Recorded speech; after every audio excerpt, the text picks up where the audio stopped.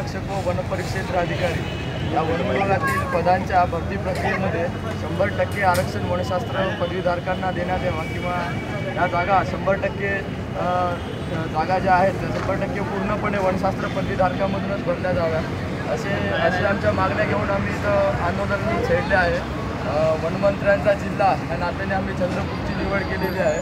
तर ह्या मागण्या घेऊन आम्ही शासनाचं लक्ष वेधून घेण्यासाठी झाडू पोछाचं एक अभिनव आंदोलनाचं आम्ही इथं अरेंज केलेलं आहे। तर त्या दरम्यान आम्ही इथं येऊन बसस्थानकामधले पूर्ण एरिया आम्ही पूर्ण क्लीन केलेला आहे, सफाई केलेली आहे व वाहनांची वगैरे वाहनांना वगैरे पोछा मारणं वगैरे पूर्ण क्लीन करणं वगैरे चालू आहे। तर ह्याच्यामध्ये आम्हाला असं दाखवून द्यायचं आहे की वन विभागात आम्हाला भरती देत नसल्यामुळं किंवा इतर विभागामध्ये आम्हाला संधी नसल्यामुळं की आम्हाला बेरोजगारीला सामोरं जावं लागत आहे।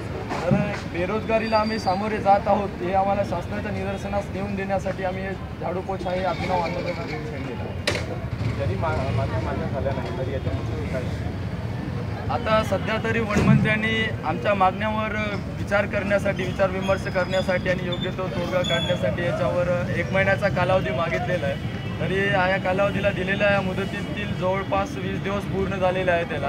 तर आमची अपेक्षा आहे की त्यांनी योग्य आमच्या विचार करून आमच्या मागण्यावर योग्य तो विचार करून आम्हाला न्याय मिळवून द्यावा।